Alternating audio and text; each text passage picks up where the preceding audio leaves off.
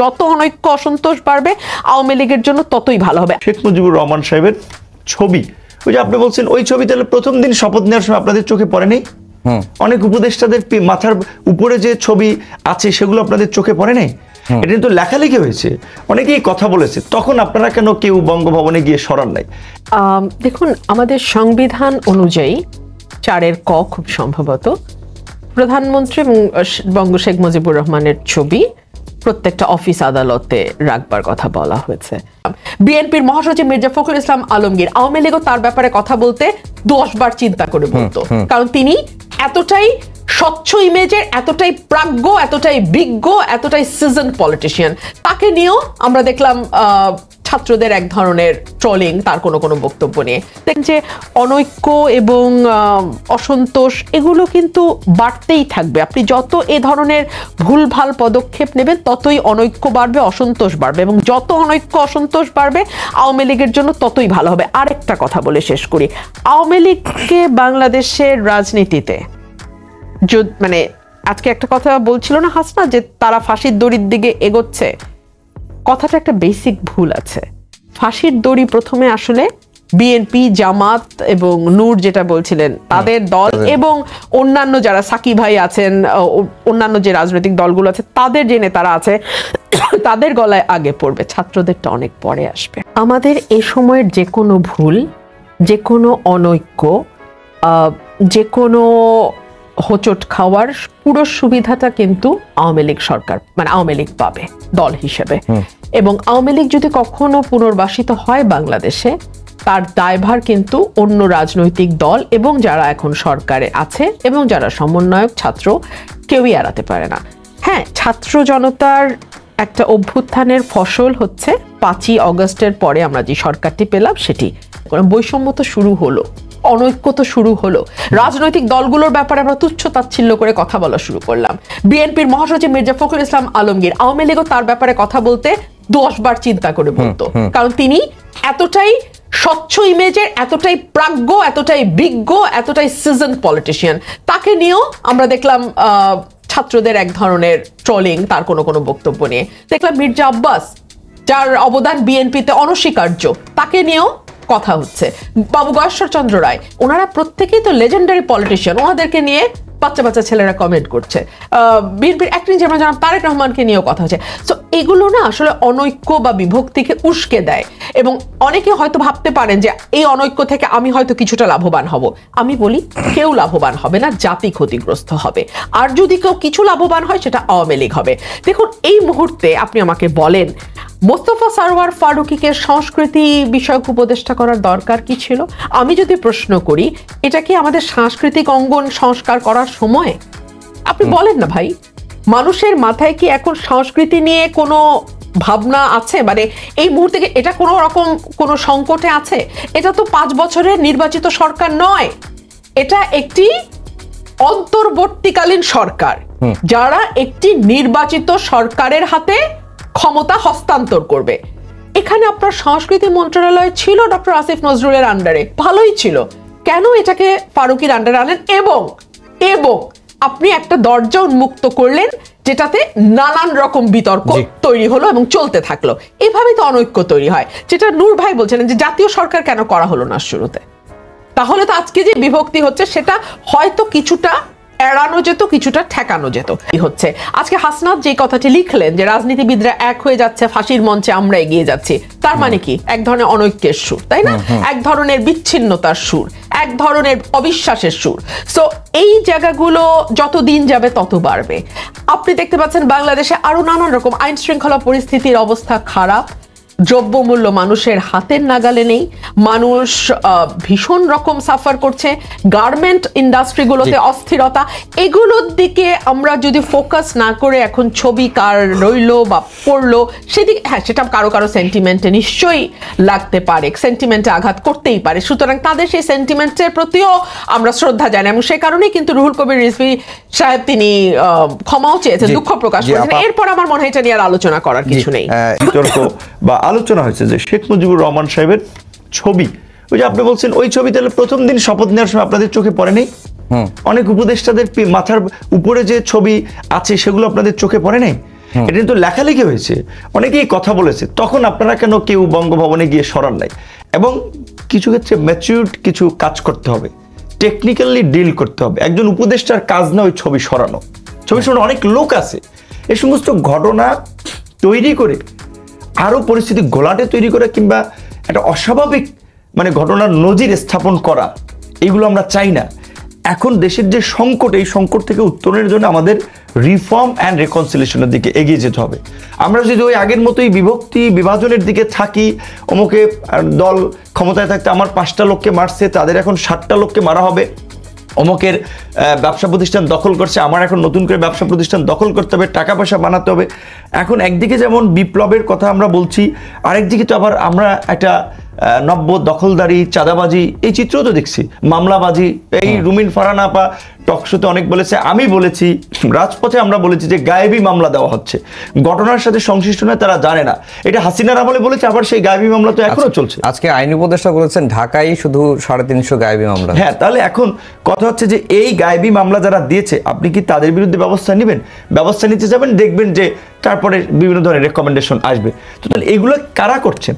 একটা শ্রেণী কিন্তু সুবিধা নেওয়ার জন্য অনেক ধরনের ঘটনা ঘটাচ্ছে। কারণ হাসনাত যেই কথাটি বলছে, যেমন এটা ঠিক যে হ্যাঁ, এই সরকার যদি ব্যর্থ হয়, ফাঁসির মঞ্চে হাসনাত না, আগে যাবে বিএনপি জামাতের লোকেরা, তারপরে 3 নাম্বার রাউন্ডে যদি যায় এই ভিপি নুররা বা গণদের, তারপরে এই ছাত্ররা। কারণ এখন যদি এদের কোনো পলিটিক্যাল বেসমেন্ট নাই, কোনো স্ট্রাকচার নাই, যতই ছাত্ররা ফ্রন্ট ফেজে থাকুক, everybody knows, national international community, যে আন্দোলনের পেছনে বিএনপি জামাত রাজনৈতিক দল এই গত 5 বছর 6 বছরে যে একটা ছাত্র এবং বিপ্লবী বিদ্রোহী গ্রুপ তৈরি হয়েছে। 2018 সালে কোটা সংস্কার আন্দোলন, 2018 সালে নিরাপদ সড়ক আন্দোলন, স্কুলের ছেলেরা এখন বিশ্ববিদ্যালয়ে গিয়েছে, হেলমেট হাতুড়ি বাহিনীর তাণ্ডব দেখেছে, এগুলোই তাদের মনে একটা দ্রোহের আগুন জ্বালিয়ে দিয়েছে এবং শেষ পর্যন্ত তারা ঠিকই রাজপথে সেটা একটা বহিঃপ্রকাশ ঘটিয়েছে। তো এখন হাসনাত যদি এটা বলে থাকে, আবার রাজনীতিবিদ যা হাত মেলাচ্ছে, কথাটা আংশিক সত্য। সব রাজনীতিবিদ হাত মিলাচ্ছে না, সব রাজনীতিবিদ আওয়ামী পুনর্বাসনের পক্ষে না। এটা তো সরকারের দিকেও এই তীর আছে যে সরকারের উপদেষ্টাদের মধ্যেই তো হত্যা মামলার আসামিরা, ফ্যাসিবাদের দোসরেরা উপদেষ্টা হিসেবে নিয়োগ পাচ্ছে, আমলাতন্ত্র নিয়ন্ত্রণ করছে। তাহলে এটা সরকারের মধ্যে আছে, রাজনীতিবিদদের দিকেও এই অভিযোগটা আসছে। এখন ছাত্র প্রতিনিধিরা, ছাত্র আন্দোলনের নেতাদের তাহলে কাজ কি? ছাত্রদের 2 জন আগে উপদেষ্টা হয়েছে, গতকালকে একজন উপদেষ্টা হিসেবে শপথ নিয়েছেন, তারপরে সব জায়গায় আরো বিশেষ সহকারী আছে। তো তাহলে ছাত্র তো গভর্নমেন্টেরই পার্ট। তাহলে একদিকে এটাকে আরেকটা ওই আওয়ামী লীগের জাতীয় পার্টির মতো, একদিকে তারা এই সরকারে, আবার একটা পোর্শন ওই চাইনিজদের মতো ধরেন সরকারি দল যারা বিরোধী দল, তারা এইভাবে বিরোধিতা করবে সেন্সেশন তৈরির জন্য এবং মানুষের একটা বিভ্রান্তির মধ্যে পড়বে। পরে রিজভী ভাই বক্তব্য দিয়ে আবার আর একটা চাপে ধরেন বক্তব্য আবার রিভার্স করা লাগে, সংশোধন করা লাগে। মানে পরিস্থিতিটা এরকম যে মানুষকে তো বিভ্রান্ত করছে বিভিন্ন দিক থেকে। যেই কারণে আপনি যেটা বলছেন আপনার প্রোগ্রামে যে হেডলাইন, বিশ্বাস অবিশ্বাস, এখন যেটা রুমিন আপা বলেছে, এই কথা অনেকে বলতে চায় না, কিন্তু আমি স্পষ্ট গত কয়েকদিন ধরে বলছি এবং এটা আরো বলে দেবো। 5ই অগস্টের পূর্বে বিরোধী দলসমূহের মধ্যে যে ইস্পাত সম ঐক্য ছিল হাসিনা হটানোর জন্য, এখন ইস্পাত না, এটা কচু পাতার পানির মতো ঐক্য হয়ে গেছে, যে কোনো সময় ধাক্কা দিলে ওই দিকে পড়ে যেতে পারে। এই যে কচু পাতার পানি হয়ে গেছে ঐক্যটা, এর দায় কার? বা মানে আমি প্রধানত দায় দেব এই আন্দোলনের যারা নেতৃত্ব পর্যায়ে ছিল, ছাত্র নেতৃবৃন্দ, তাদেরকে। বিকজ তারা জাতীয় ঐক্যের সেন্টারে ছিল, কেন্দ্রবিন্দুতে ছিল। তারা হঠাৎ করে এই সরকার পতনের পরে রাজনীতি করবে, সংগঠন খুলতেছে, উপদেষ্টা বানাচ্ছে, ডিসি বানাচ্ছে, এসপি বানাচ্ছে। এই কাজগুলো করতে গিয়ে কিন্তু রাজনৈতিক দলগুলো দেখেছে যে ঘটনা কি, তাদের আন্দোলনে সাপোর্ট দিলাম আমরা ফাইন্যান্সিয়ালি, নেতা কর্মী সব জায়গাতে। ধরেন এই বৈষম্যবিরোধী ছাত্র আন্দোলন, এখানে তো ছাত্র অধিকার যে আমাদের ছাত্র সংগঠন, এরা ছিল, ছাত্র শিবিরের লোকেরা ছিল, ছাত্র দলের লোকেরা ছিল, বিএনপির লোকেরা ছিল, জামাতের লোকেরা ছিল। এই আন্দোলনের এই যে আপনার 17 তারিখ আমরা রাজনৈতিক দলগুলোর সাথে আলাপ করে, এই যখন আবু সাইদের মৃত্যুর পরে, রংপুরের ঘটনার পরে আমরা আলাপ করলাম সব রাজনৈতিক দলগুলোর সাথে যে আমাদের একটা সর্বদলীয় কর্মসূচি দরকার। বিএনপি সহ আলোচনা করে আমরা সর্বদলীয় মিছিল ঘোষণা করলাম 17 জুলাই। 18 জুলাই সেই যে গায়েবানা জানাজা প্রথম ছিল 17 জুলাই, সেই গায়েবানা জানাজায় যখন বিভিন্ন লোককে অ্যারেস্ট করা হলো, সেখানেও হামলা করা হলো। আমরা 18 তারিখ আমরা সর্বদলীয় মিছিল দিলাম, যে মিছিল থেকে রিজভী ভাই গ্রেপ্তার হয়েছে। আমি 18 তারিখ দিবাগত 19 তারিখ রাতে আমি গ্রেপ্তার হয়েছি, খসরু ভাই গ্রেপ্তার হয়েছে, নজরুল ইসলাম খান গ্রেপ্তার হয়েছে, অনেক বিএনপি জামাতের সেক্রেটারি জেনারেল সহ অনেকে গ্রেপ্তার হয়েছে। কারণ এই 17 তারিখ থেকে কিন্তু আন্দোলন আর ছাত্রদের মধ্যে নাই। রাজনৈতিক দলগুলো ফুলদমে এনগেজ হয়ে গেছে। এখন বলতে গেলে অনেকে জাতীয় বেইমান হবে, এখন অনেকে বিপ্লবী সেজেছেন, কিন্তু 17 তারিখে আমি নিজে কথা বলেছি। আমি ডিজিফাইড ভাইদেরকে অনুরোধ করবো, তাদের কাছে আমাদের সমস্ত কল রেকর্ডগুলো আছে, কাদের সাথে 17, 18 তারিখ, 19 তারিখ রাত পর্যন্ত গ্রেপ্তার হওয়ার আগ পর্যন্ত কথা বলেছিলাম, সেই রেকর্ডগুলো আপনারা ইউটিউবে ফাঁস করে দেন, আপনারা নিজেরা সংগঠিতভাবে না করে, যে দেখতে পারবেন কোন নেতা সেদিন কি বলেছিল। আমরা যখন বলছিলাম ভাই শেখ হাসিনা এইভাবে 400, 450 মানুষ হত্যা করে যদি ক্ষমতায় থাকে, আপনার আমার এই দেশে রাজনীতি করার অধিকার থাকবে না। ফুটবলের মতো আমাদেরকেও কিন্তু পেটাইবে আর গুলি করবে, কাজী এক দফার বিকল্প নাই। তারা পরিষ্কার বলেছিল না এক দফার মধ্যে আমরা নাই। কিসের এক দফা? ছাত্ররা কোটার দাবিতে নামছে, কোটা। এমনকি এই আন্দোলনে আজকে ভাইব্রেন্ট ফোকাস নেতৃবৃন্দ, তাদেরকে যখন আমি বারবার ইনসিস্ট করতেছিলাম যে ভাই দেখো তোমরাও মামলায় ফাঁসবা, আমরাও ফাঁসবো, এক দফার বাইরে আর ব্যাক করা যাবে না, আমতা আমতা করে বলতেছিল ভাই আমরা তো এক দফার জন্য আসি নাই, আমাদের দাবি ছিল কোটা, এটা কি ঠিক হবে? আমাদের এই মামলার দায়ভার কেন নেব? ছাত্ররা সে সময় বলেছিল ভায়োলেন্সের দায়ভার আমরা নেব না, সহিংসতার সাথে আমরা জড়িত না। এদের দায়রাতে তারা চেষ্টা করেছে না, ডিবি কার্যালয়ে তারা আন্দোলন এক প্রকারের স্থগিত করার ঘোষণা দিয়েছিল না। বাইরে থেকে যে আন্দোলনটা চলেছে রাজনৈতিক দলের পৃষ্ঠপোষকতায়, নেতৃত্বে, নির্দেশনায় চলেছে, এবং সেখানে বিএনপি চেয়ারম্যান জনাব তারেক রহমান লন্ডন থেকে আমাদের সাথে অনেক জনের যোগাযোগ করেছে, রসদ, এটা বলা উচিত নয়, ওইভাবে ফাইন্যান্সিয়ালি বিভিন্নভাবে বুদ্ধিভিত্তিক সহযোগিতা করেছে। তো কাজে এখন সেই ছাত্ররা কেন রাজনৈতিক দলের বাইরে তারা এই যে তাদের মনমতো একটা সরকার গঠন করতে প্রধান উপদেষ্টাকে বাধ্য করলো? তাদের উচিত ছিল একটা জাতীয় সরকার করা, এই জাতীয় সংকট, জাতীয় দুর্যোগ সবাইকে নিয়ে মোকাবেলা করা। দেখুন, আমাদের সংবিধান অনুযায়ী 4 ক খুব সম্ভবত প্রধানমন্ত্রী এবং বঙ্গ শেখ মুজিবুর রহমানের ছবি প্রত্যেকটা অফিস আদালতে রাখবার কথা বলা হয়েছে, এবং আমাদের কয়েকদিন আগে কয়েকটি দিবস বাতিল হয়েছে। তো আপনি যদি 72 থেকে 75 সালের আওয়ামী লীগের শাসনামল দেখেন এবং এরপরে 8 থেকে 24-এর শাসনামলটা দেখেন, আপনি দেখবেন দুটো শাসনামলের মধ্যে বেসিক কোনো ডিফারেন্স কিন্তু নাই। ওই সময়ে সকল দল নিষিদ্ধ করে একদলীয় শাসন কায়েম করা হয়েছিল, আর এই 8 থেকে 24-এ সকল দলকে কাগজে কলমে নিষিদ্ধ করা হয়নি, কিন্তু সকল দলের রাজনীতিকে নির্মূলের জন্য যা যা করা দরকার শেখ হাসিনা পুলিশ প্রশাসন ব্যবহার করে, মাঠে ক্যাডার বাহিনী ব্যবহার করে, আদালতে বিচারক ব্যবহার করে, গণমাধ্যম কর্মীদের ব্যবহার করে, তার যেভাবে যেভাবে প্রয়োজন সেভাবে কিন্তু একদলীয় শাসন কায়েমের দিকেই বাংলাদেশ গেছে। তখন গণমাধ্যমের স্বাধীনতা বলতে কিছু ছিল না। 72 থেকে 75 4টা গণমাধ্যম মাত্র, 4টা নিউজ পেপার।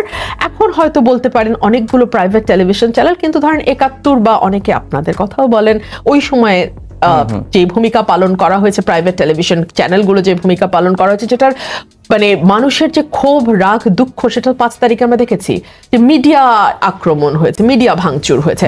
সো মানে আপনি 72 থেকে 75 আর 8 থেকে 24-কে খুব আলাদা করতে পারবেন না। সো সেই অর্থে যদি আপনি ফ্যাসিজমের মূর্তি, ফ্যাসিজমের প্রতীক শেখ পরিবারকে বলেন, তাহলে খুব একটা ভুল কিন্তু হবে না।